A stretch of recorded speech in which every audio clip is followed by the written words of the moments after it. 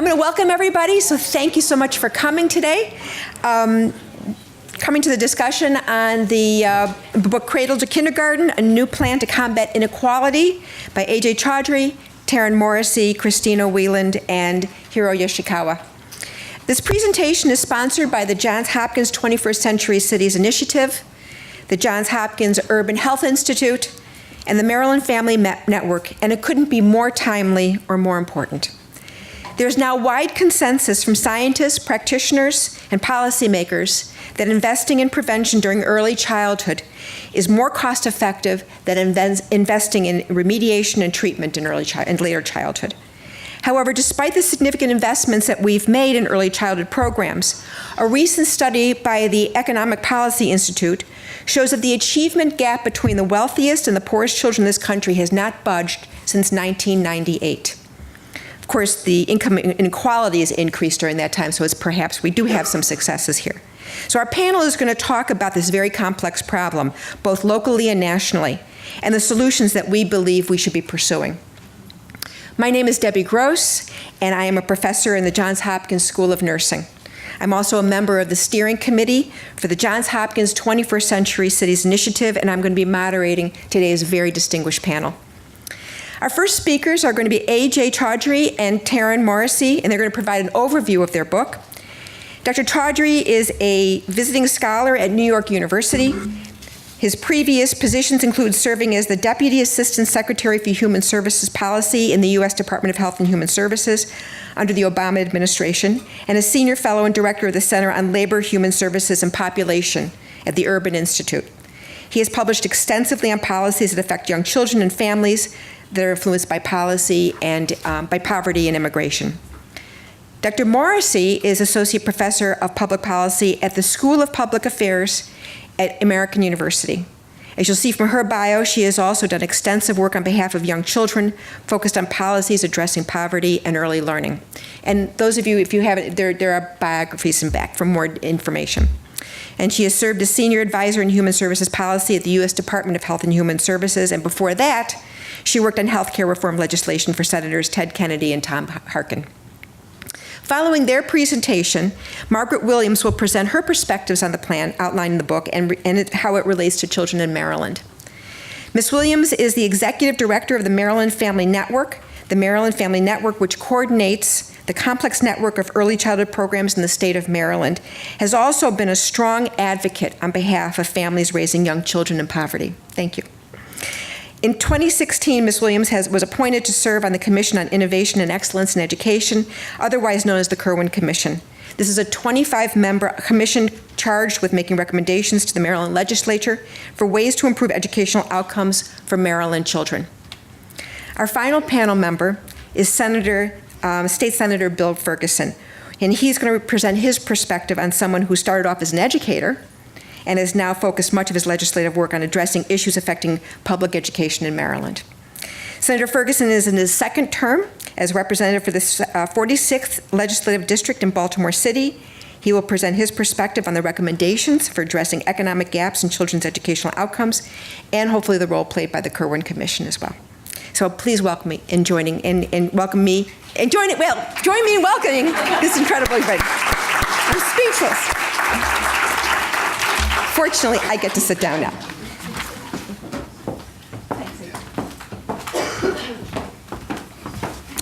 Thank you, Debbie. So as Debbie said, I'm Ajay Chaudry. I'm a co-author of the book Cradle to Kindergarten.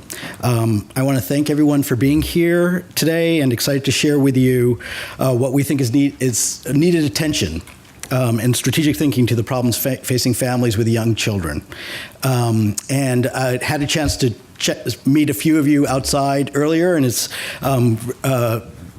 as I was saying to the other panelists, to have people who work on the front line on these issues is the true test of whether these are the right ideas or not the right ideas. So I'm anxious to hear what people in the audience have to say about what we present. My co-author Taryn Morrissey and I want to thank the School of Public Health, the Urban Health Initiative, the Maryland Family Network, and the 21st Century Cities Initiative at Johns Hopkins for sponsoring this event. They really have gone above and beyond in organizing an event and pulling in together stakeholders and an audience that includes the people who work on these issues and think about these issues in Baltimore and Maryland. We also want to acknowledge our co-authors, Hirokazu Yoshikawa and Christina Wieland, who are not here today, and to thank the Russell Sage Foundation, the book's publisher, for their ongoing support. Finally, we want to thank the NEE Casey Foundation and our program officer there, Michael Laracy, who provided indispensable support during the writing and rigorous review of the book's initial draft, and to the Heising-Simons Foundation for their support and dissemination of the book's findings. So in our book, we offer a vision of how to move the country forward in supporting all kids from birth to age 5, and addressing what are large disparities by family income in the experiences children have between cradle and kindergarten, and that are consequential for children's subsequent development, educational pathways, and outcomes, as well as the long-term skills and capacities of the United States workforce, economy, and society as a whole. When we look at U.S. history, the U.S. was the first country in the world to expand universal access to primary and secondary schooling. Rigorous work by Claudia Golden and Larry Katz at Harvard have shown that the expansion was the fuel for the United States' economic growth and rise to economic preeminence in the 20th century.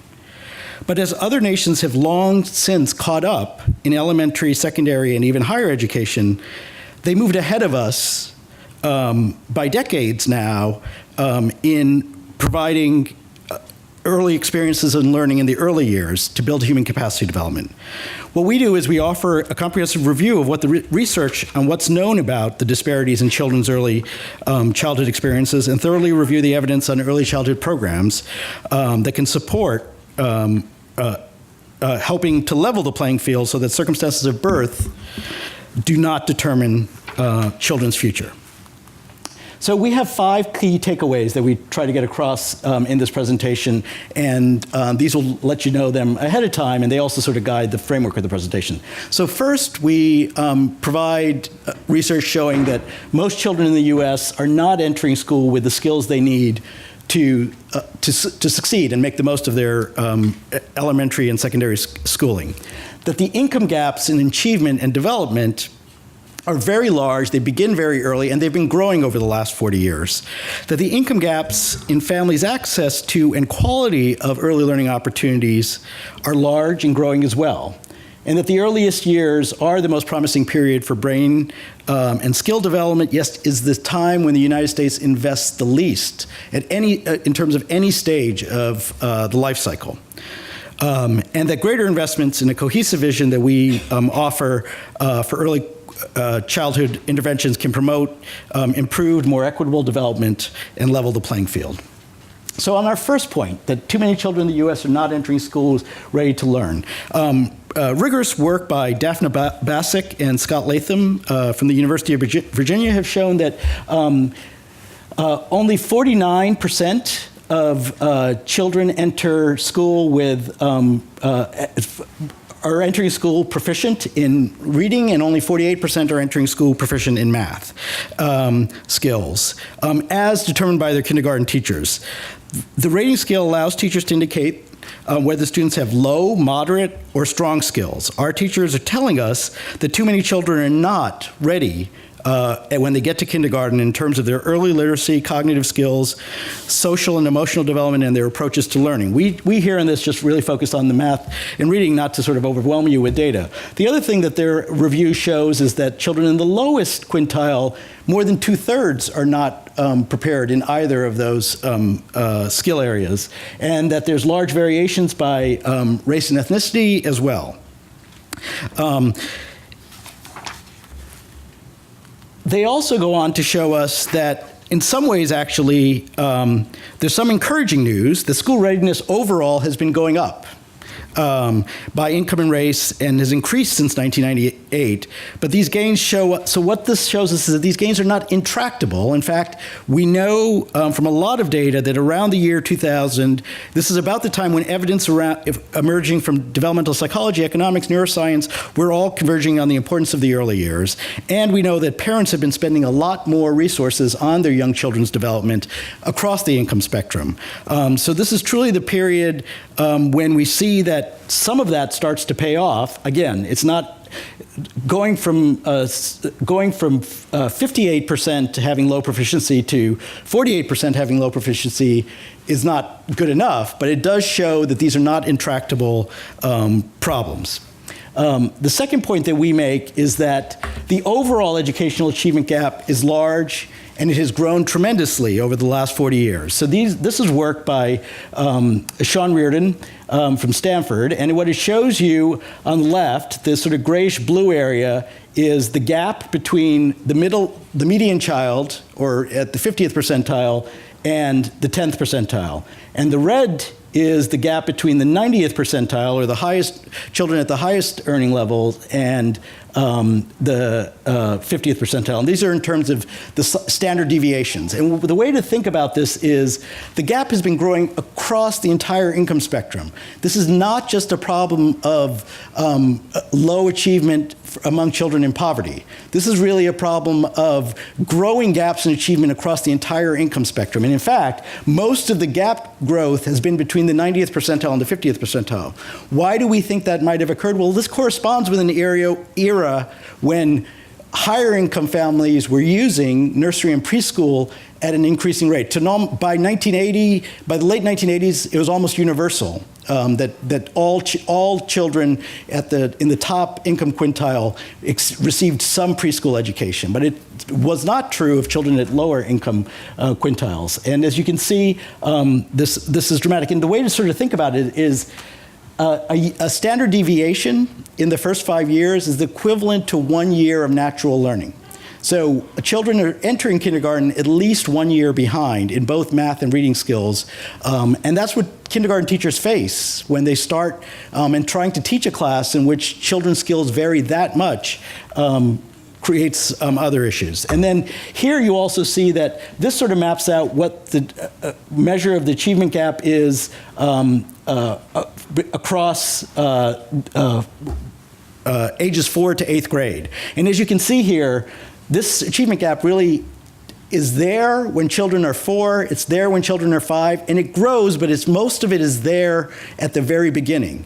So it's not as though it's widening significantly in relative terms during the course of childhood, but that it's not being addressed in the years before childhood.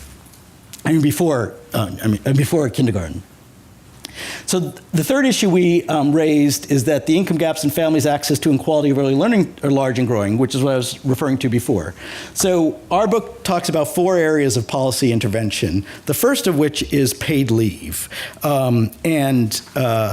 This shows you the number of families who have access to any type of employer-sponsored paid leave, which in the private sector averages about 13% among all workers, though it's 1 out of 5 for those in the top quarter, 11% for those in the middle 50% of the earnings distribution, and only 1 out of 20 among those in the bottom of the income distribution, and arguably the families who need it the most. And the United States is a complete outlier on this. We are the only developed country in the world that does not protect the time families have after a child's birth.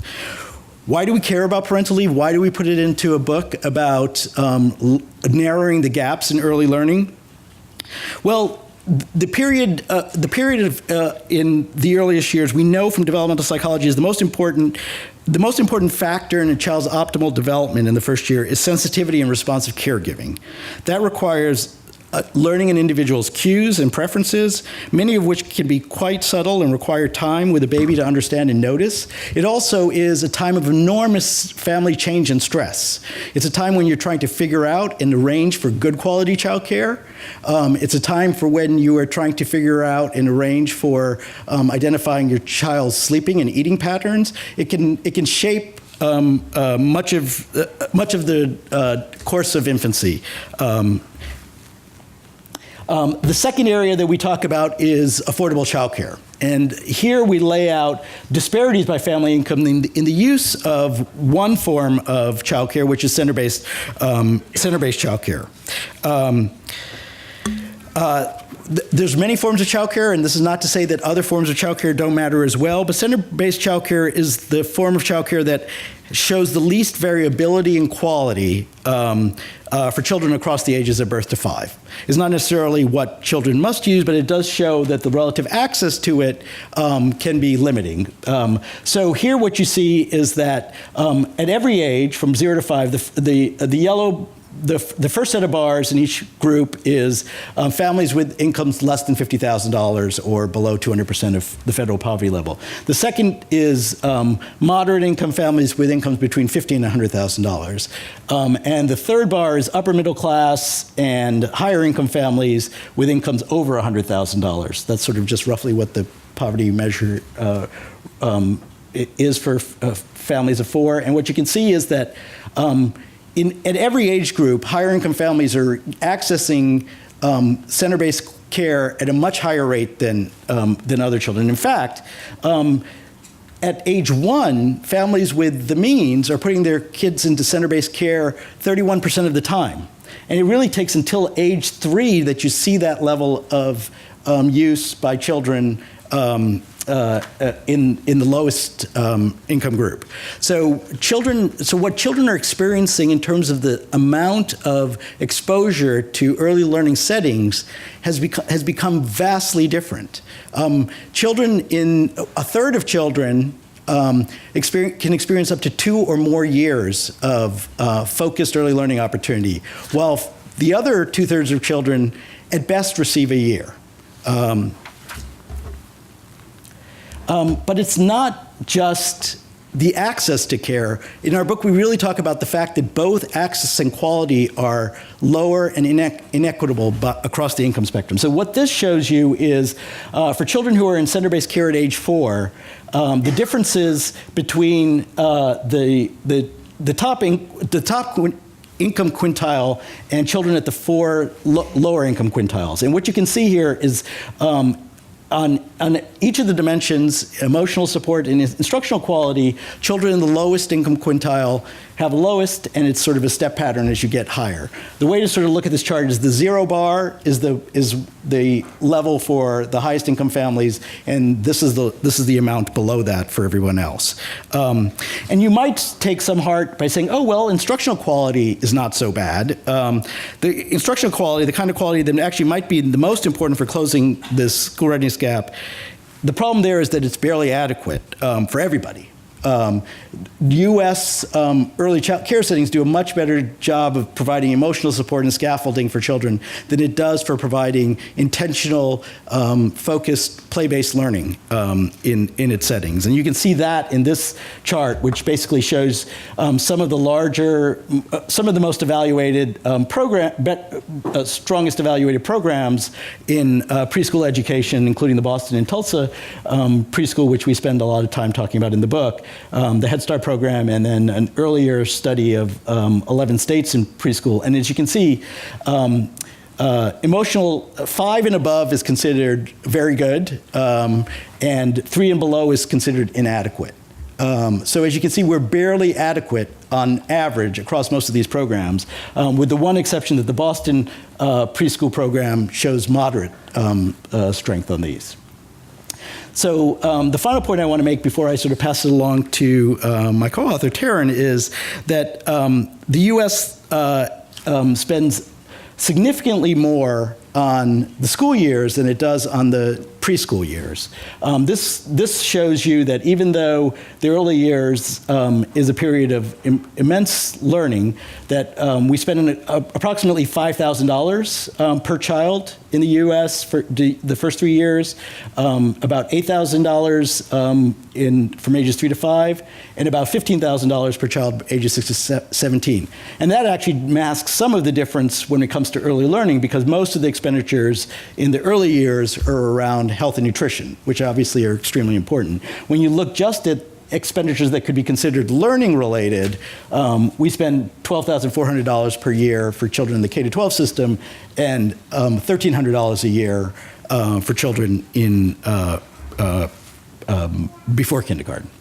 And as you can see, we're an outlier on this issue as well. This shows the percentage of children 3 and 4 who are in center-based learning settings. And as you can see here, the United States, which is at 55%, is 30th out of 34 countries. And in fact, many of our European peers and economic competitors, Germany, France, the UK, as well as Japan, Singapore, many of these countries have been doing it for over 25 years. So they have a whole generational lead. In the same way the US had a generational lead, or two-generational lead when it came to primary and secondary schooling, which really didn't exist in the same robust public education format in Europe until after World War II.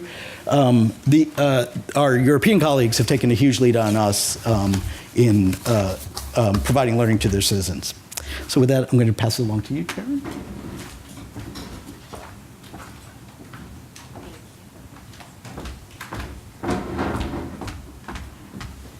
Great, thank you. The disparities that Ajay talked about are disturbing, and I think it's what motivates most of us here in this room. But I'm going to talk about a brighter story, because research also sheds light on what we can do about them and what is effective in narrowing these disparities. The fifth takeaway is that greater investments in a cohesive vision of high-quality early childhood interventions can promote improved, more equitable development and provide children with a level playing field. Now, this figure is from a meta-analysis conducted by Catherine Magnuson and Greg Duncan that of about 74 early childhood intervention studies, very rigorous evaluations, including kind of the well-known preschool and abecedarian interventions, kind of high-quality, intensive interventions that occurred in the 1960s and 70s, but also more recent interventions. You can see on the x-axis there's years, and so it goes back to the 1960s through Boston PreK is the most recent in 2010. And then the y-axis is the effect size at the end of that year. And a couple of points to note. One is that you can see these model programs like preschool and abecedarian, which cost more per child, and were done in the 1960s, have bigger effect sizes. And that makes a lot of sense. They were more expensive, but they also came at a time when it was not the norm for kids to attend preschool. So the comparison group were usually at home. The other thing to note, though, is that this black line, which represents the average, although Boston is not included in the line, is positive, meaning that on average, these programs have effects on children's cognitive and achievement skills. And this is just one measure, right? We could talk about physical health or social emotional development, but it's encouraging. The effect size has slanted downward over time as the comparison group essentially is less different in what it experiences than the children attending these programs, but it's still positive. And Boston has had quite big effect sizes, which show that what might happen if we have really high quality programming, which Boston tends to. So I'm going to talk about the plan included on our book, and it has 4 components. First, paid parental leave as a social insurance system at the federal level for both moms and dads. Second, once parents return to work, they need reliable, high-quality child care, and we provide this through a guarantee of child care assistance. Third, we propose aging down education to start at age 3 rather than at age 5 like we do now. And then 4, we reimagine Head Start to begin at or before birth with intensive supports for the most advantaged children. So first, as Ajay mentioned, it is not the norm to have paid parental leave in this country. The Family and Medical Leave Act, which was passed in 1993, provides up to 12 weeks of unpaid leave, and only to those eligible. It's about 60% of American workers are eligible. And low-income workers are less likely to be eligible, but then also are less likely to be able to afford it. The U.S. is just one among 2 countries, including Papua New Guinea, that does not have a guarantee of paid leave. A few states have filled this gap, California being the first in 2004, and then most recently New York will start in January 1st, but it's still a patchwork, and the majority of this nation does not have paid leave. So we propose a partially paid leave of 12 to 16 weeks per family, so at the birth or adoption of a child.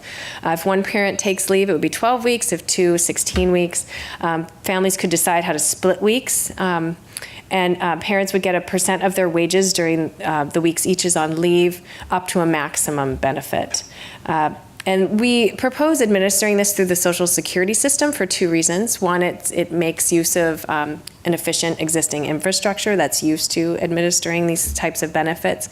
But 2, because Social Security was created for common shared experiences like aging. And becoming a parent or being born is a shared experience that all of us are born, right? And the vast majority of us become parents. Second, when parents return to work, they need high-quality childcare. I imagine any of you who are parents know this very, very well. It's expensive and really hard to find. Families with children under age 5 spend an average of 11% of their incomes on childcare, but low-income families spend an average of 22% of their incomes.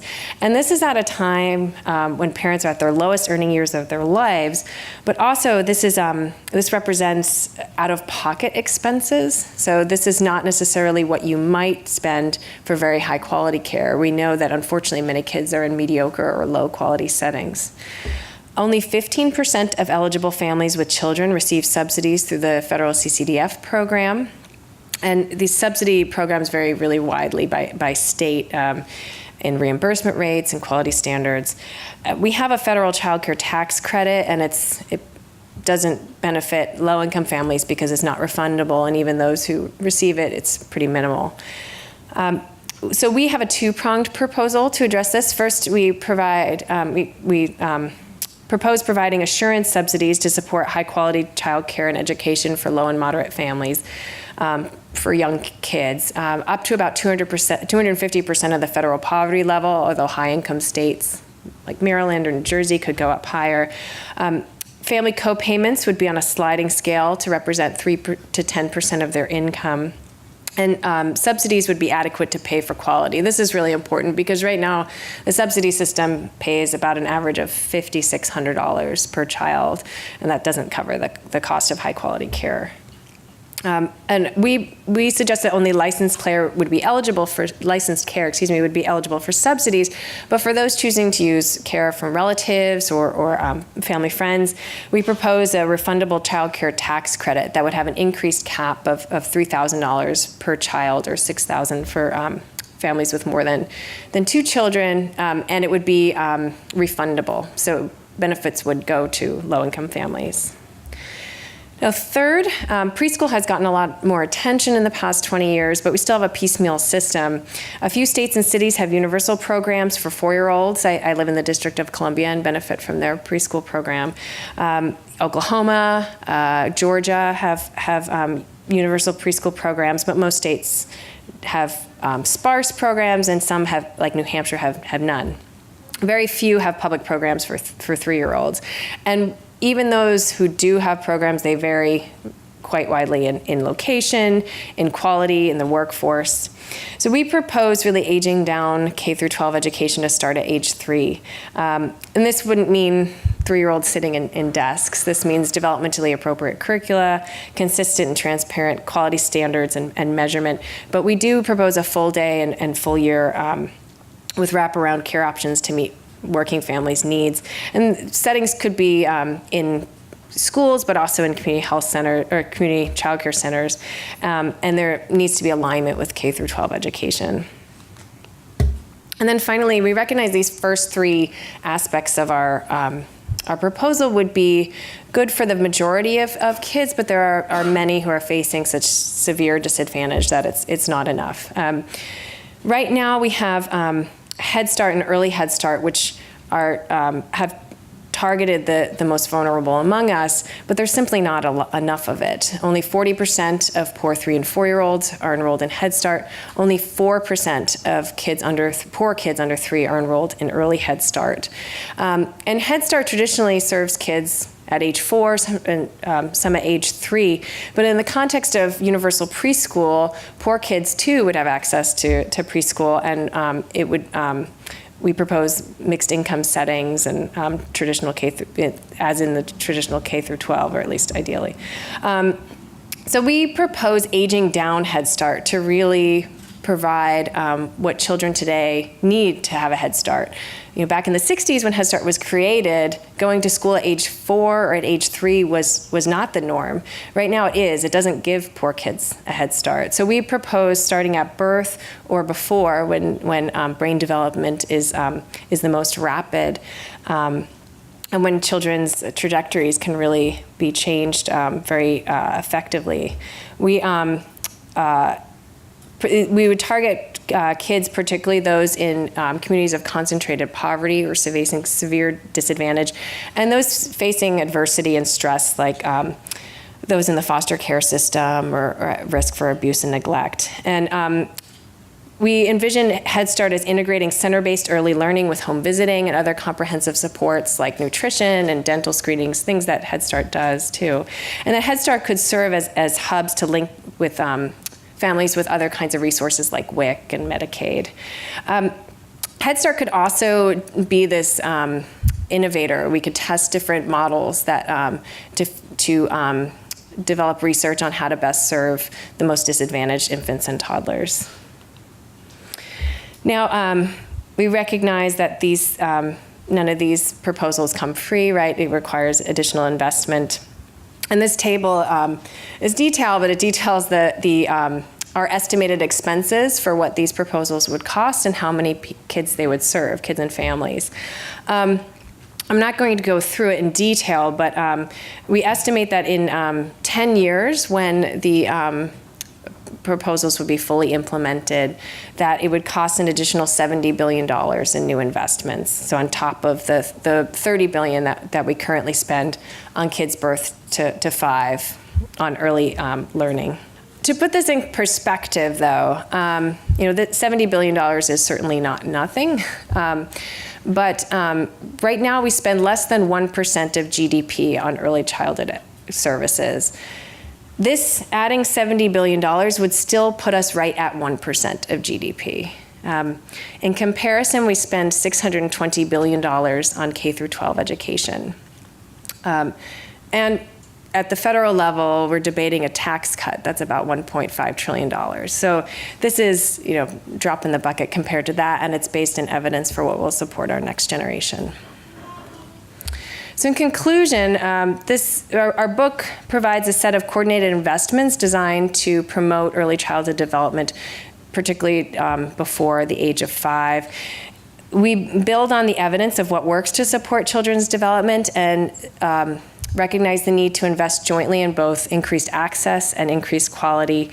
Our plan is flexible for family needs and promotes parent choice, which is, as we know, is really important in those first 5 years. And we provide economic support at a time when families need it most to the most vulnerable families through a shared state and federal and family responsibility. So thank you so much.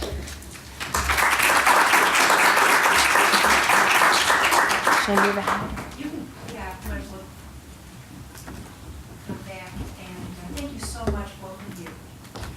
And before I forget, I do want to let you know that there are books available for sale outside in the lobby, and I believe later on our authors are going to be getting carpal tunnel syndrome signing for you. Okay.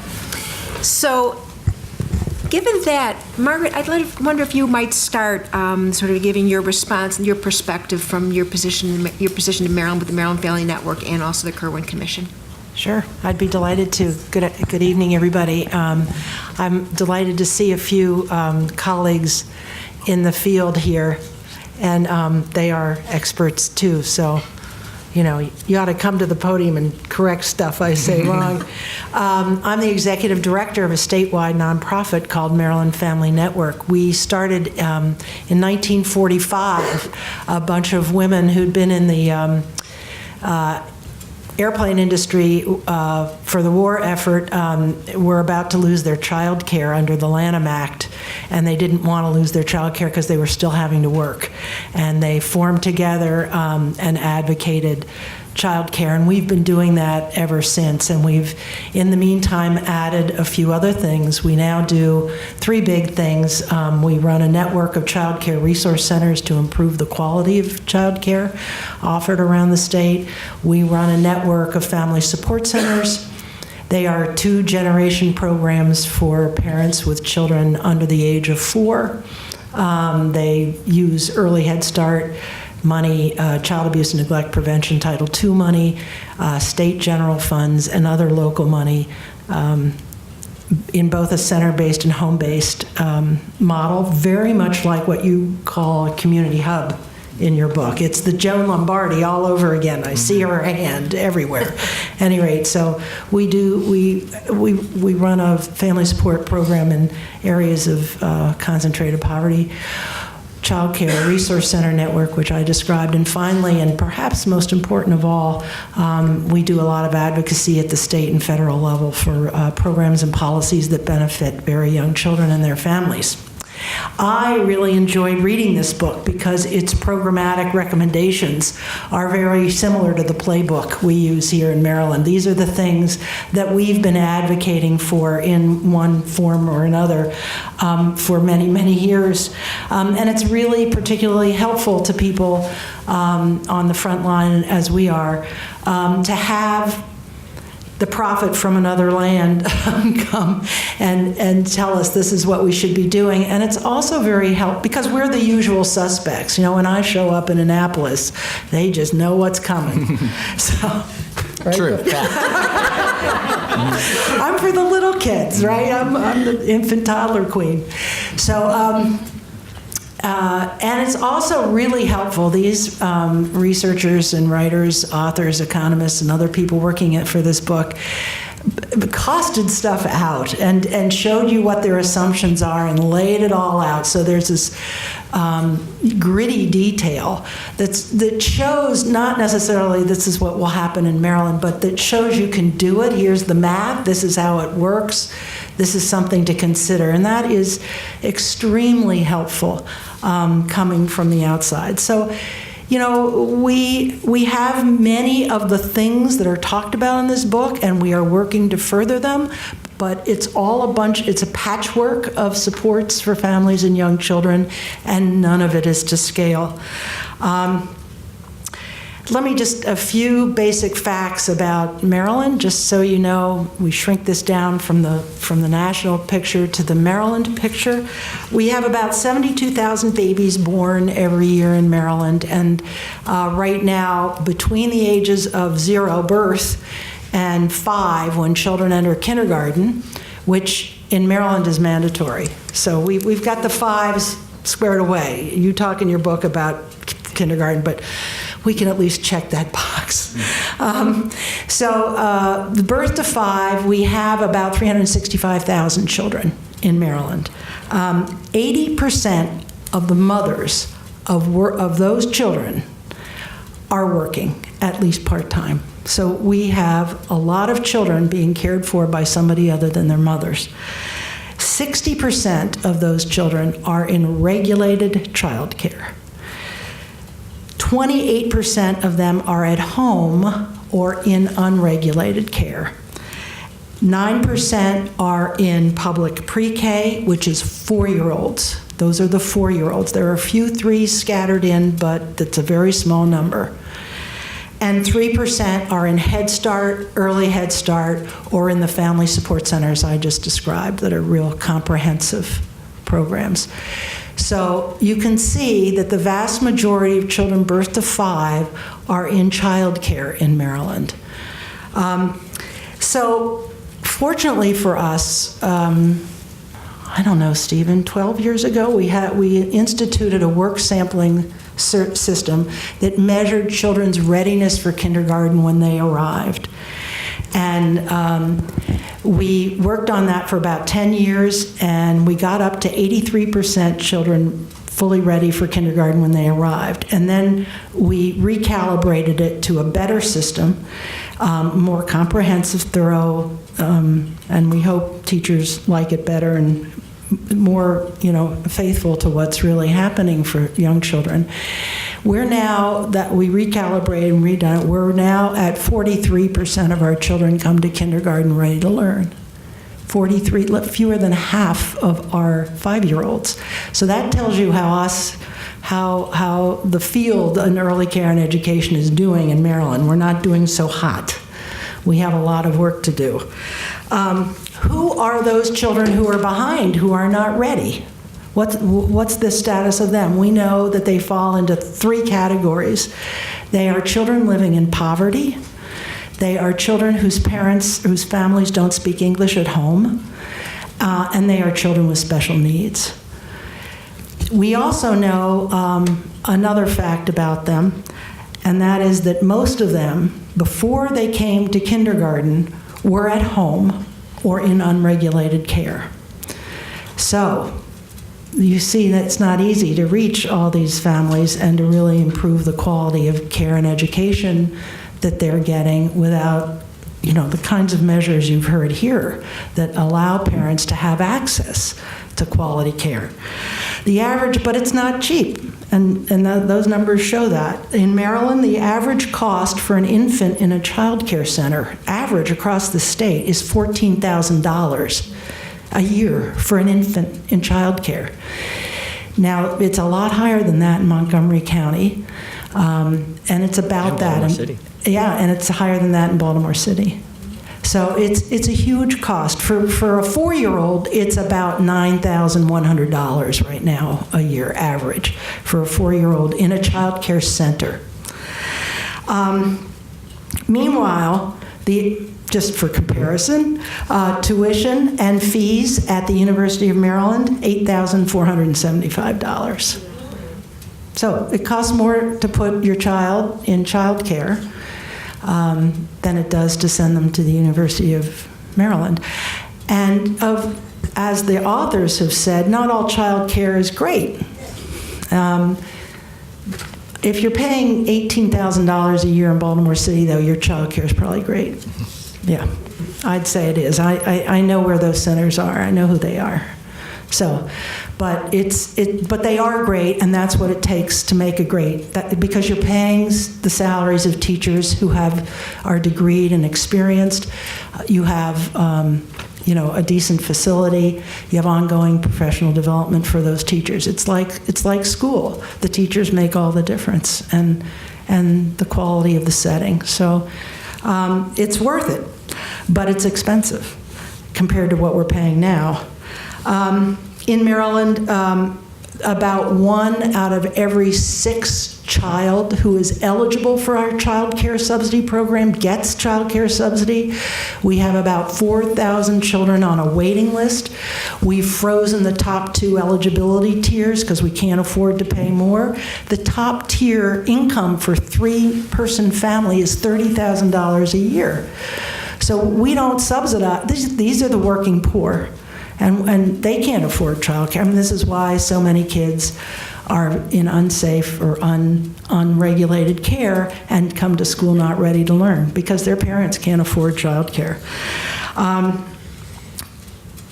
And those who do get the childcare subsidy, Maryland is the lowest state in the country in the subsidy rate we pay. We are supposed to be paying, according to the federal guideline, up to the 75th percentile of marketing, which means that if you get a voucher, you should be able to pay for 75% of the child care that's out there for you. But no, our subsidy is at the 9th percentile. So low-income families are really relegated in Maryland to what's often, it was certainly the lowest cost, but very often the lowest quality care. Meanwhile, of course, I want to emphasize that the cost of childcare right now, what's happening in our industry is that this is being done on the backs of the childcare providers. So for a lead teacher in a classroom in Maryland, the average salary is $26,000. That's lower than most sort of fast food jobs, pet walkers in downtown Baltimore City, gas station attendants. These people are working 12 months of the year, and their benefits are very often modest. So this is the average across the state of Maryland in both family and center-based regulated care. Meanwhile, the average public school across the state of Maryland, $64,248 is the salary. That does not include the benefits the teachers get, and it accounts for, that's based on a 10-month work year. So you can see that in general, our little kids are not getting all the things we'd like for all of them to have. And as the researchers showed, the more disadvantaged children are, the more help they need. And actually, what the research also shows is that the bigger the return on your investment in them. So I think I'll stop there. So, thank you so much.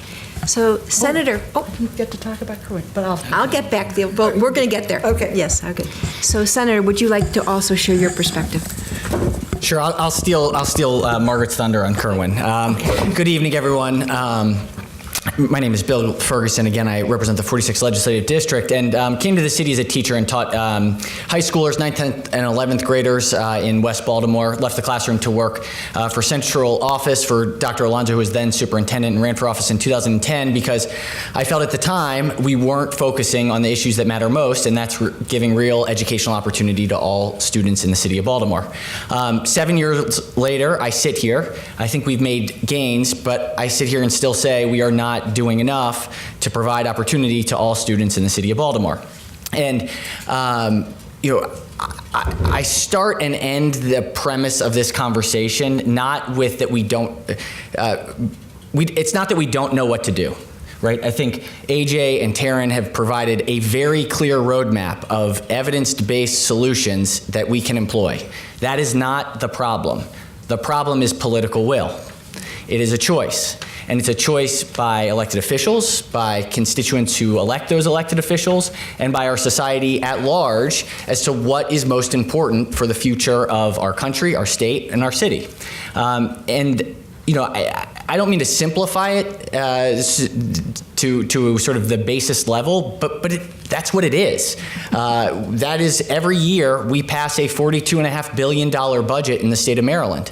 Of course, some of that money is restricted, so we have roughly $17 billion of general funds that is totally flexible from your tax dollars and my tax dollars, and we make choices every year about what we want to expend those funds on. And too often, the youngest folks in our society are the least invested in, and we see that play out in the data. So why is that? I have a lot of non-scientific reasons why, but I would say it comes down to enfranchisement, right? Who votes, right? The highest percentage of individuals who are voting are Americans and Marylanders over the age of 65. That doesn't mean that Marylanders over the age of 65 don't care about younger folks, but it is a constituency that has a different set of priorities for the most part than the teens to early 30s of parents. Similarly, if you look at the average age of elected officials, I am 34 years old, and I was the youngest elected when I was 27. The average age of the state senate in Maryland of my 46 other colleagues is 64. And so when we have conversations about what is on our minds, I have a 5-year-old and 3-year-old. Childcare is first and foremost and everything that I think about. That is not necessarily the same conversations that my colleagues are having on a daily basis in their daily life. And so the urgency of the issue is not as tangible. Parents are busy. They are taking care of children. They don't have time to come out and advocate and fight for their 6-month-old because they're just trying to make it through the day. And that's wealthy families and less wealthy families. And so I think there is a societal dynamic that impacts the choices that we make in the public sector. And we see it play out in the United States. So there are also a few more, I would say, technical issues. And I will get to the Kirwan Commission and sort of end this component on the Kirwan Commission, but we have a lot of well-intentioned programs. And I think what happens a lot of time in government, and I've seen in my experience over the last 7 years, is that a single idea comes up, we think it's a good idea, a bill comes forward, we debate the bill, we compromise on the bill, and that program, that small program dealing with that one little issue, has now been kind of turned into a little softball and does affect that issue, but in just one little way. So take home visiting, right? We have a little bit of money out of the Department of Health to provide supports for families of low-income families to help them learn how to be parents. As I was saying earlier tonight, I have the infinite amount of resources at my disposal, and parenting is really hard for us. And so there are many families who are struggling who don't have that type of support and model. And we do have some small programs to assist them, but it is very, very few Marylanders who have access to it. So that one little program will solve the problem for the moment. And if another effort comes around home visiting, in the legislature we'll say, well, didn't we just take care of that last year? We just passed that thing last year. And we take it on a program by program basis. Very, very rarely in the public sector do we take a step back and take a comprehensive look at a large societal issue. This is something that comes about with timing. I've learned in politics, timing is everything. And we just so happen to be in one of those moments in Maryland. In 2002, which there's a longer history, but I'll start at 2002, Maryland passed the Bridge to Excellence formula for how we fund our K-12 education system. We passed what we refer to as the Thornton formula, made significant investments in school districts to increase equity and increase the amount of dollars that were coming from the state to the local jurisdictions in a wealth equalized way. For 7 years, we did a great job. We really enhanced those investments. In 2008, we hit the recession. Things leveled off. But over the last 15 years, we've increased substantially the amount of money towards K-12 education. When we did that, the object was to get more resources to schools, and that was largely accomplished. It was not tied to what outcomes we wanted to see with those dollars. Every year there's a master plan submitted by every district, and that was ideally the mechanism that we were going to achieve those objectives. Well, where are we? Today, Maryland ranks 23rd across the country in both reading and math in 4th grade and 8th grade on the NAEP, the national standard. When we look at our high school graduates, what we know is that after 6 years of high school graduation, and we can look at the cohort of 2008 high school graduates in Maryland, only 25% of them are achieving a degree, a 2-year or 4-year degree 6 years after their high school graduation. So in 2014, only 25% of Maryland's graduates in 2008 achieved that 2 or 4-year degree. Well, what's the implication of that? Today in the state of Maryland, 2 out of every 3 jobs that are created require as a basic entry some post-secondary credential. It may be a 2-year degree, a 4-year degree, or some high-quality career credential. So, in Maryland, one of the wealthiest states in the United States, only 1 out of every 4 of our high school graduates are achieving that credential, and 2 out of 3 jobs being created require that credential in order to apply to be possibly included. That is a huge, huge societal problem, not just for the educational and doing what's right for kids, for the long-term cultural, socioeconomic, and demographic issues of the state of Maryland. We have a growing crisis. The single best way we can address that is by starting earlier and keeping kids on track. We've talked about, so we are looking at this. And the body that Margaret is sitting on, the Kirwan Commission, back in 2002, we said in 10 years, let's step back and see how we did. Well, that was 2012, and we were still coming out of the recession, so we kicked it down the road a little bit and kicked it to 2016. And so there was, in December of 2016, a report came out that said we are underfunding our public education system, despite what we did in 2002, by at least $2.9 billion. And that only recommended universal pre-K for 4-year-olds. That did not touch 0 to 4. So what does this mean? It means the legislature sees a $2.9 billion price tag, throws our hands up and says, we need a commission to study this. So lo and behold, we have the Kirwan Commission. Now, normally a commission sort of kicks things a bit. In this case, it is setting up a once-in-a-generation moment for the state of Maryland. And that's the difference, because what the Kirwan Commission is doing is looking at the full spectrum of educational outcomes and saying, what should the vision be for what we want to see when students leave our educational system, and where should they start to ensure that they get there? That doesn't happen very often. It hasn't happened for 15 years. I can almost guarantee you it will not happen for another 15 years. So the impact of what this commission comes up with will largely play out. My son is in kindergarten. Our 3-year-old will be entering kindergarten in 2 years. Both of their full entire educational careers and all of their peers will be impacted until they graduate high school by what comes out over the next 15 months. That is pretty dramatic. And the only way that we get away from a program here and a program there and a program over here is when we take a comprehensive look and say, we know what works, we know how to do it, let's exercise the political will to make the choice to solve this problem in this very unique moment. And so that is what's before us. It is unlike a lot of other times in the state of Maryland. And I will say I've had the joy of working with a group called Strong Schools Maryland that's trying to leverage this moment and build a campaign and build the public will to make the choices about what we know will work to change the trajectory of kids across the state. Thank you both so much. So I'm going to move. I'm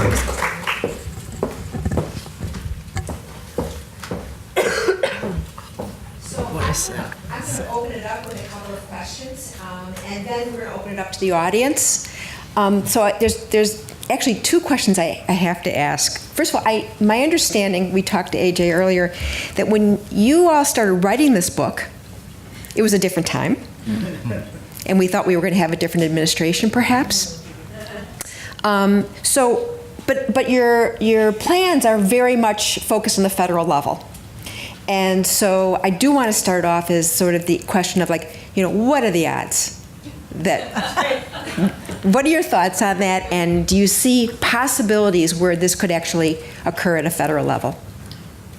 Sure. I try to be an optimist. So I think one benefit maybe that we hadn't seen, I certainly hadn't seen 3 years ago, is the discussion of paid parental leave or paid family leave in this country. We've seen a lot of progress at the state level on that issue and just discussion and attention to it at the federal level. So I think that's progress. I doubt anything's going to happen, at least for 4 years at the federal level, but states are doing a lot. And that leads me to, in the absence of federal action on these issues, states are doing quite a bit. New York is about to implement paid leave. Other states are talking about it. We have more states talking about preschool or expanding preschool. States and localities seem to come at it from the top in terms of preschool for 4s and then 3s, or from the bottom, and if you think about age or for paid leave, and childcare is still kind of a hard nut to crack for states and localities because it's so expensive, but I see encouragement. Great.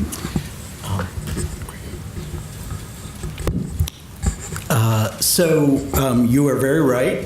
We finished writing this book and submitted it to the publisher on October 15th.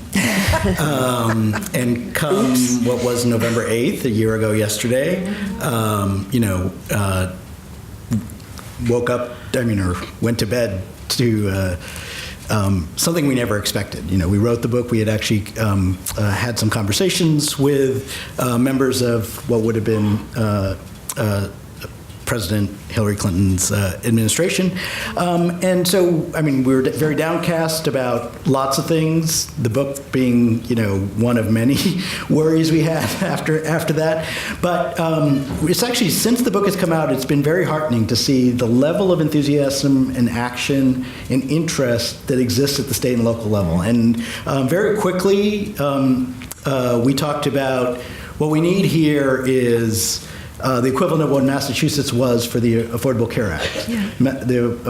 Massachusetts in 2006 3 or 4 years before we got the Affordable Care Act, implemented universal health care and subsidies and income-based subsidies that extended pretty high into the income spectrum, and said, where is that possible? What do we know about what states have done what? Where do we see there's activity and interest?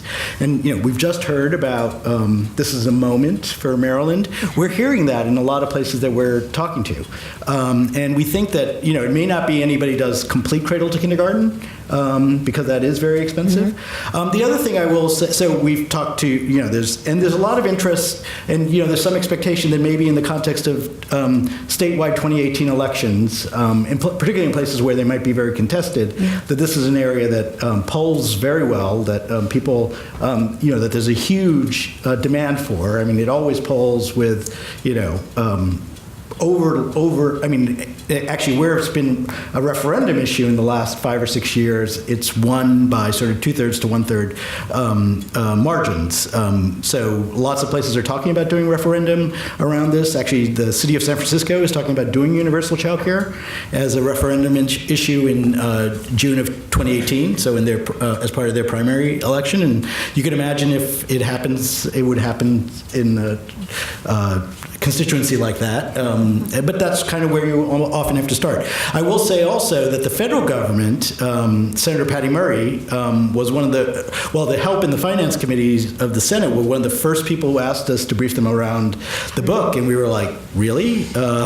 We'd love to. I mean, it was obviously the minority committees, and we went down there and we briefed them, and we're really amazed by the attendance. It seemed like to me that a staffer from pretty much every Democratic senator was in the room, and taking lots of notes. And we were kind of wondering what was going on. We learned that Senator Patty Murray had made a commitment after the election that she wanted to at least put a marker for where the country needed to go on this issue. And they were headed in on. They were proposing some other things, and I think that our book influenced what they ended up proposing, which was, in fact, a much more bolder, more ambitious child care proposal than even what we proposed. They would go up to, and this bill has been released. It's called the Marie Scott bill. Bobby Scott, congressman from Virginia, and it would provide an entitlement for birth to 13. We cut it off at 5 because we think that that's where the biggest need is and where families cannot afford high quality investments. But her bill would go, and it would go up to 150% of state median income, which in Maryland I imagine would put you over $100,000 or close to that.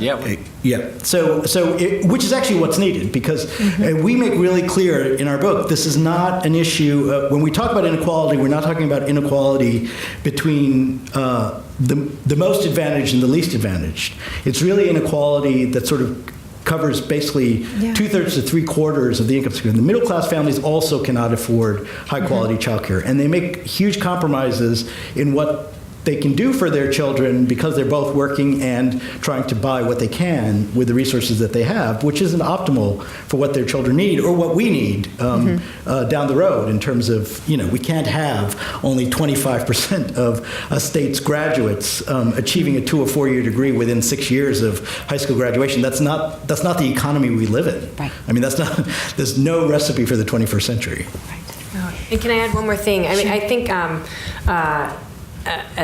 I agree with what Senator Ferguson said, and I would think that as more people who are facing the issues of childcare, I have a 3-year-old and a 1-year-old, so it's really apparent to me personally too, but as they're participating in the state legislature and talking about these things, and we have many, many more mothers, for example, who were elected in Virginia, many more of a different generation now at the state level, this issue might get more traction too. That's great. So, Senator, would you like to follow up on that? What is it going to take in Maryland from your perspective? Sure. Margaret, to make the case to the commission. No, I'm just Yes. We're going to get to that. No, I think fundamentally we need a vision. There needs to be a very clear vision about what's possible established. And so instead of it being a little program here and a little program here kind of quilted together, it has to be a very clear vision about what we want to see happen over the next 15 years, and that we work through the details over time. Yeah. I think we have to start big and implement big, but allow for implementation intricacies to happen. I mean, to me, $70 billion, I mean, this is an incredibly doable proposal. And I will just make a little side comment. My sister-in-law lives in Paris, and so she has a 3-year-old, and they have a creche on the corner that is where they just go. And everybody has, when they have a child, they go to the neighborhood creche that is the Early Childhood Learning Center. And I noticed that France was the only one that had 100% participation for early childhood. And it is just a totally culturally different approach that is possible here if the vision is adopted and believed in by society, if we make it a priority. And so in Maryland, we have an election. Ideally, education becomes the chief candidate in the election, and then those who are running for office are responding to that issue of education being this economic priority. And then we would start the next term in 2019 implementing a bold vision that was established through the Kirwan Commission. Great. Margaret, would you like to bring it back up to the your membership on the Kirwan Commission and what you see? I think we absolutely have to have the vision, and of course Kirwan is interested.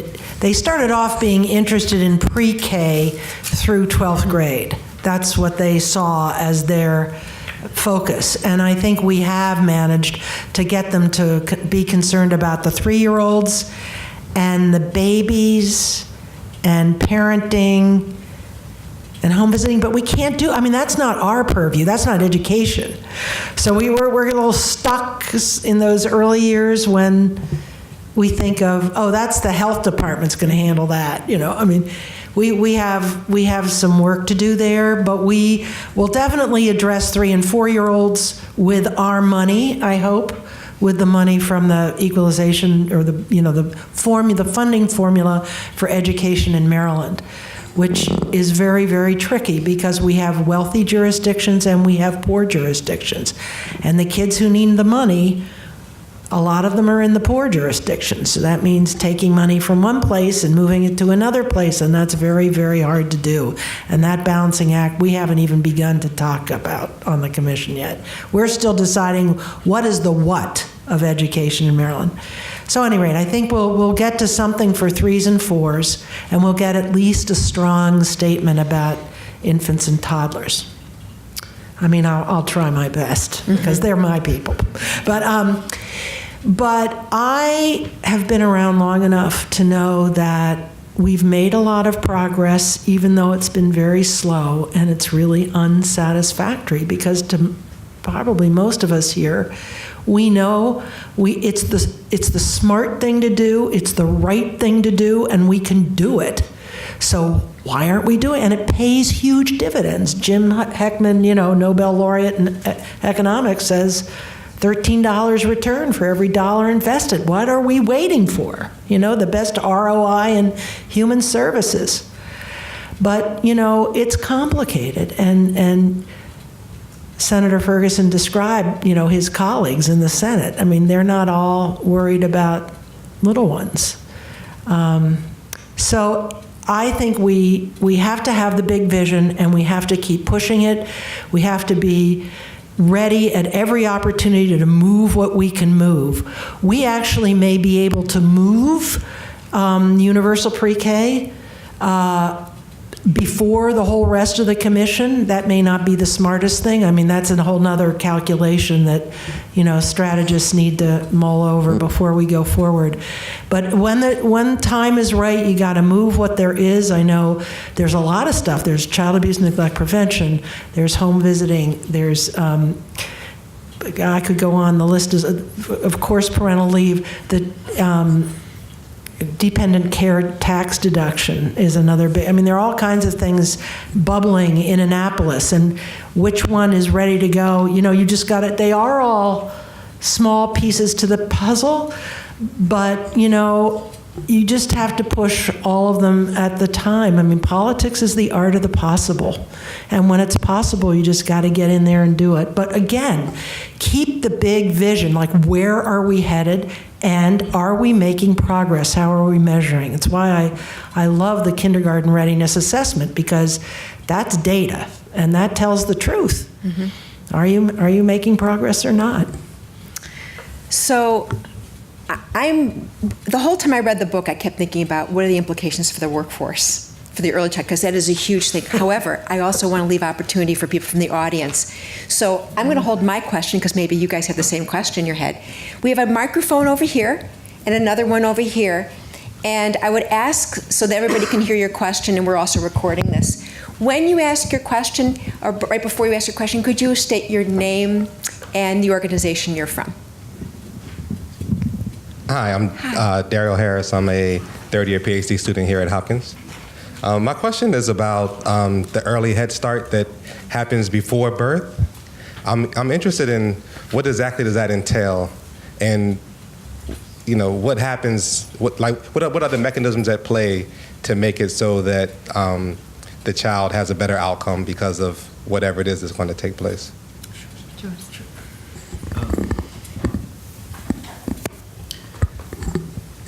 So currently, the Early Head Start program is a prenatal to age 3 program, and tries to recruit mothers who are or would-be expectant mothers in the sort of prenatal period, in many ways to help them prepare for what's involved in becoming a parent, to make sure that their home is ready. Many programs do prenatal home visiting, making sure that moms are connected to resources if they need support in work in their skill development or job development, doing that while they're pregnant. And in fact, the Early Head Start evaluations show that the largest improvement in outcomes were for moms who began the program prenatally, and for families that remained for the entire course of the 3 years. So by far the highest outcomes were people who did started before birth or at birth. So that anybody who sort of started prior to birth or right at birth through 3 years. The problem is that there's many times families don't continue over time, and that attenuates the potential benefits. But we also make the case in the book that our sort of vision for where we think services for the most disadvantaged early on should go is not strictly what exists now in Early Head Start. We're not just saying take all of Head Start money and put it into Early Head Start. We think that there's a lot more innovation and model development that can be done. We think that there's sort of 3 large areas of need, some of which Early Head Start does, some of which it does more or less of. So one is obviously learning environments and making sure children have learning environments. The second is around parenting, supporting parents, because even in the first 5 years, the largest influence on children's outcomes and the largest influence on child development is what kids gain from their home life and from their parents. So supporting, particularly doing coaching and other types of parenting services for families. And then the third is an integration of early health and early learning to really involve pediatric practices and other providers in making sure. So we sort of have these sort of 3 concentric circles around parenting, early learning, and early health, and really think that that's a direction that Early Head Start, or what we call the new Head Start, should go. And even consider partnerships between federally qualified health clinics and what would be Head Start centers to sort of co-locate some of those services. So. I just want to add something, not to the details, but something around this point, and I'm hoping as a third-year student that you may be interested in researching it. One of the frustrations I have as a legislator that deals often with government is that so often we pigeonhole our services by departments and instead of the outcome. And so, in Head Start, and Margaret sort of alluded to this, it's seen as a health thing. So that's Department of Health and Human Services or Department of Health and Mental Hygiene in Maryland. It's not Department of Education, because education doesn't start until the child turns 3 or 4. And the implications of that are dramatic because the accountability is not to the outcome for the child, it's to the system or the department. And I think what we really need to do at a time where we're trying to rethink government in a limited resource environment is start to collapse some of the silos within service provision and start thinking about the Department of Successful Families. And, you know, it has home visiting, it has health clinics, it has centers, it has parenting advice, DHR, DSS, it's all one thing. You know, that's part of the challenge, I think, moving forward. I like that Department of Successful Families. It's got legs. I like that. Any other questions from the audience? Yeah. Yes. Hi, my name is Genevieve Wilson, and I've been an educator for 22 years. Currently, I'm teaching at Baltimore City Public Schools.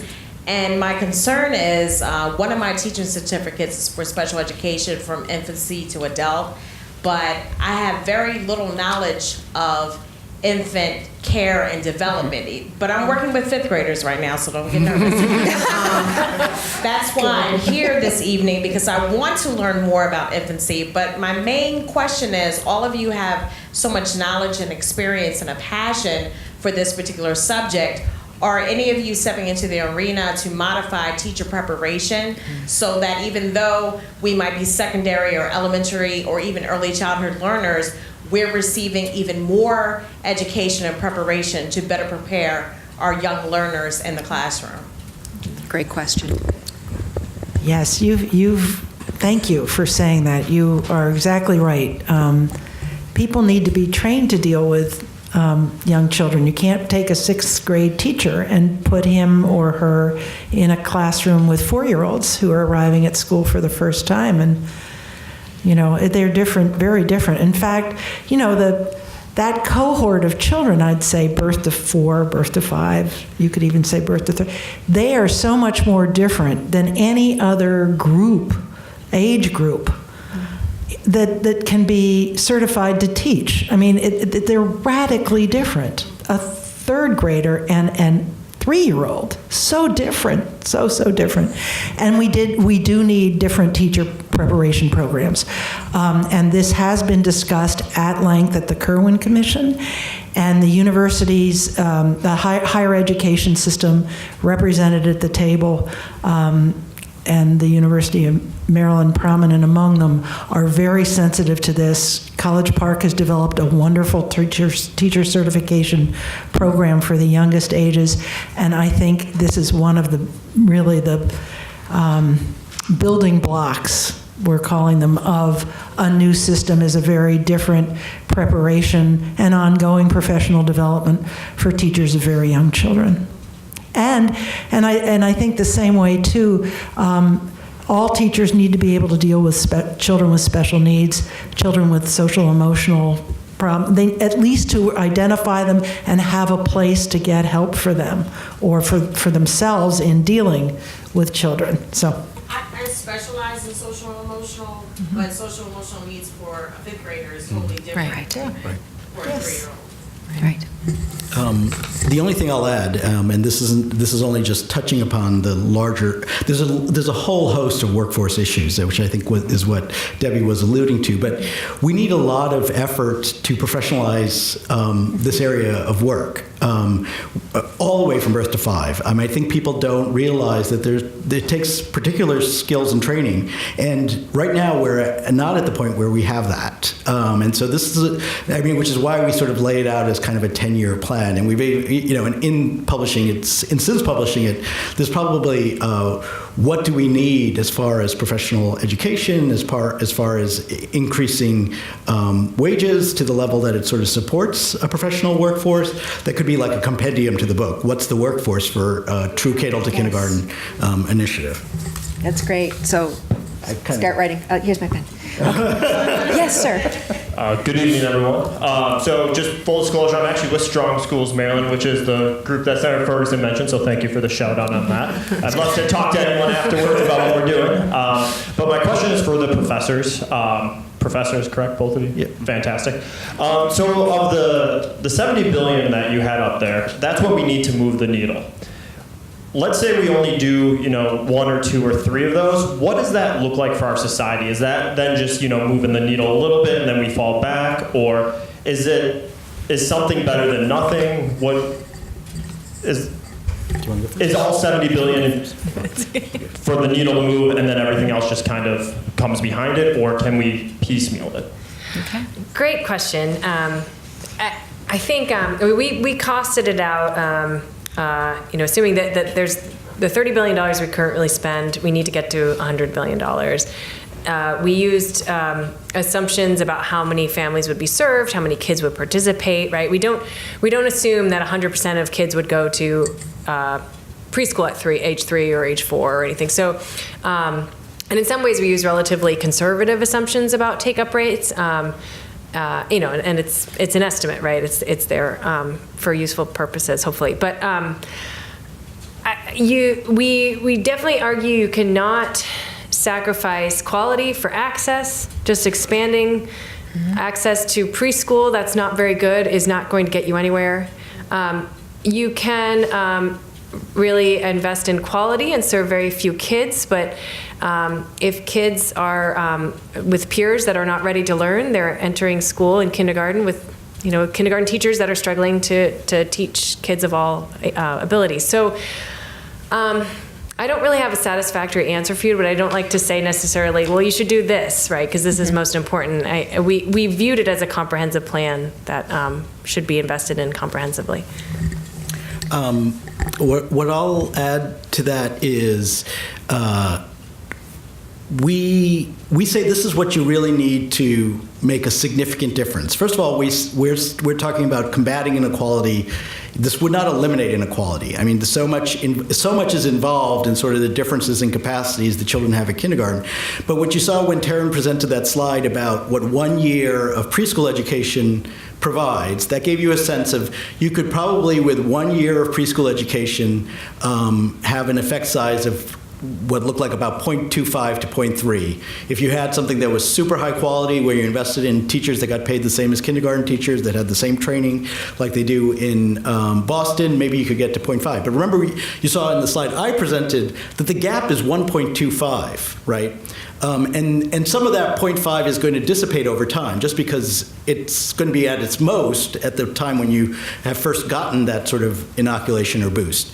So what you really want to do is you want to say, which is why we say you can't just do one thing, but policymakers, or any time there's been attention to this, and this is true when I was in the Obama administration, you kind of have to focus on one thing at a time. And what we were saying is, even if you do one thing, you have to have this whole thing in mind in order to say what you can do. We would say, but we're also realists, right? As Margaret said, you got to do what's possible where you are and what you and where you see you could do it. So Taryn and I will be working with the city of DC, who has the benefit of having universal preschool for 3 and 4-year-olds. It's the only place in the country that has that. So they're not obviously coming to us and saying, well, I mean, they probably do want to increase their quality, but they actually invest quite a bit. They spend on par with what they spend on K-3, I'm pretty sure.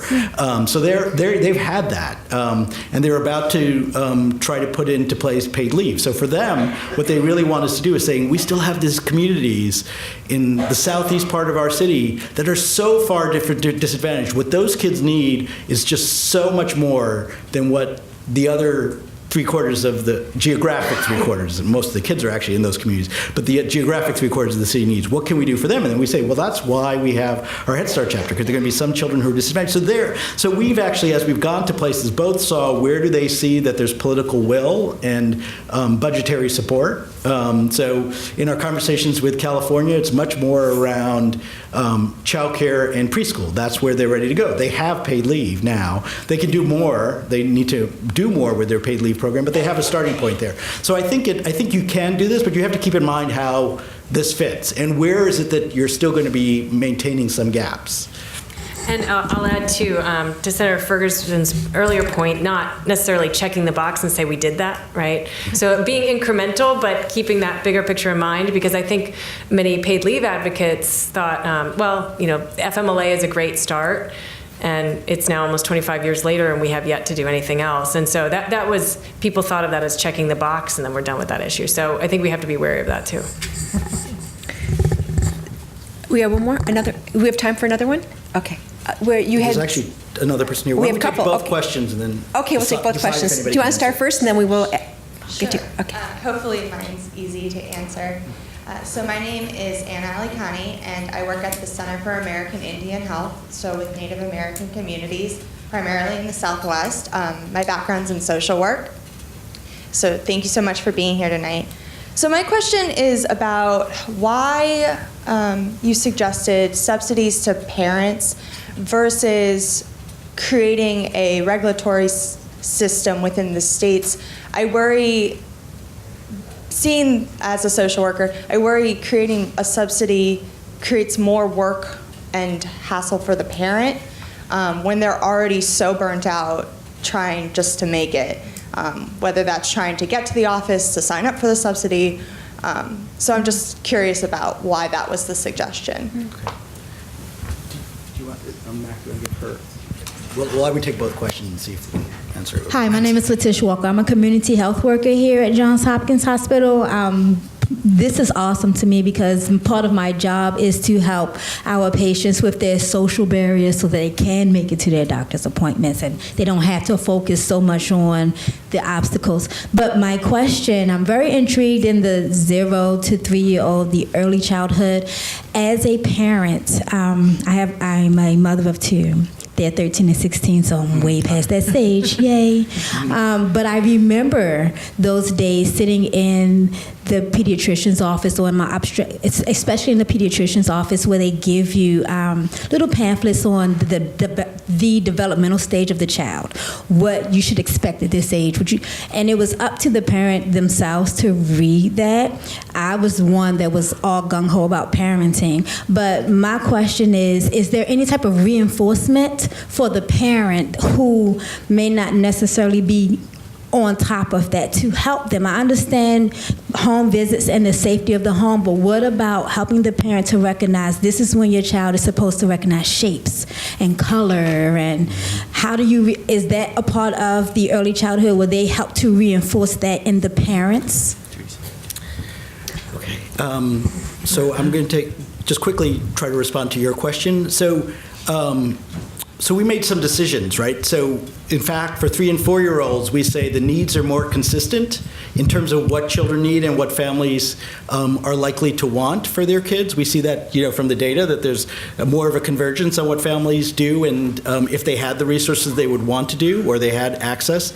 So that's why we basically say the same things that we do for 8 and 9-year-olds. We need to have a public availability of that for all 3 and 4-year-olds, and we need regulations there too. We need to sort of say, there's for 0 to 3-year-olds. We say, one, the evidence is not as clear that there's one best setting. Family circumstances are so different over those years. And there's lots of parents who work nights. There's lots of other things. The families need solutions that meet their needs. What we did say is that everyone should be able to access the best of what exists. So you need to provide robust subsidies that support families, but then there still would be a regulatory environment. So even our current CCDF system has a regulatory environment about sort of standards around health, safety, and we also say that there would be a sort of a quality measurement and transparency regime. I think what your question goes to is about transparency too, but let me see if anybody else wants to add anything about the sort of milestones for children. Do you want to talk about the NYU partnership with pediatricians or with Pam Morrissey? Yeah. So one of the things that there's a research study my colleague Pamela Morris in New York is doing that is based in pediatric offices where they do video interaction projects. There's sort of just 5 minutes of filming a mom with her kid and then talking with the mom about what they filmed. And it's actually not surprising that your child can see the difference between those things, and doing that at every well baby visit. So that's one way of sort of reinforcing it. Something else that New York City is talking about is having a dashboard where they can sort of say these are the number of children that meet this indicator at 18 months or something like that. And then the third thing that I've heard about, again, none of these have been ever talked about it doing at scale, is there's New York City the health department is starting to since all the children are born in New York City hospitals, you can track their ages, providing text messages to families that are developmentally appropriate for age. So, when your child is, 10 months, saying, children start walking anywhere between, 9 and 16 months. So don't worry if your child hasn't started walking yet, but this is something to reach out to. Just, very short, like text messages or whatever. I mean, feeling that a lot of young parents, young people who are mostly parents, respond to that more, just the very sort of quick. Who knows? I don't think they've been evaluated, but that's the third thing I've heard about. But I don't know, maybe others have. And as Margaret just pointed out, the Head Start Hub idea would really incorporate parenting support and education too, to try to help parents, especially those who are teen moms or people really, in difficult circumstances, to help them navigate that too. And I'll just add that high quality early care and education settings, wherever they are, always engage parents. That's a bedrock principle. So any child care program worth its salt who's certified will be engaging parents and coaching them on caring for children and teaming up with them to raise a healthy, happy child. So we don't have enough of that. I mean, providers have all they can do just to deal with it, but that's where we're headed, and we know that's essential. Parents need help, and there isn't a place for, they can talk to the pediatrician, and after that, they're kind of on their own. Right. And I'm just going to add, there is, I think, growing interest in trying to help primary care providers provide more of that kind of support, but the way the fee-for-service system is set up now, it actually hurts that ability. But there's a lot of need and interest to do it. We have to change our financing structures for healthcare, and then I think it'll also help on all these levels. So I think I just took the last word. I thank you all so much for being here. I want to remind you. Thank you. I do want to remind you that the book is going to be out, the books are outside, as well as the authors very shortly. And I thank you all so much for being here and participating in this. Thank you. It was really great. Thank you. Thank you so much. I really appreciate it. That was great.